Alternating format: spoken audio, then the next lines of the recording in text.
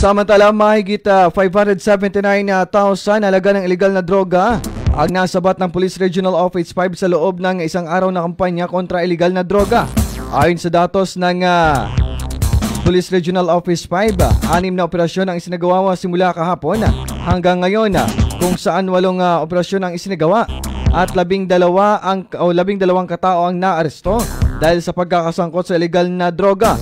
Nasamsam ang 6.2 na gramo ng marijuana at 85.18 na gramo ng shabu na may kabuang street value na 579,968 pesos.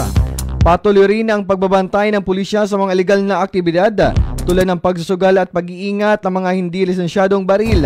Sa loob ng isang araw, isang operasyon ang isinagawa laban sa illegal na sugal kung saan isang individual ang nahuli. Ayon kay PNP Bicol Regional Director Police Brigadier General Andrea Perez Dizon, mananatiling agresibo ang kanilang hanay sa pagpapatupad ng batas upang mapanatili ang kapayapaan at seguridad sa rehiyon.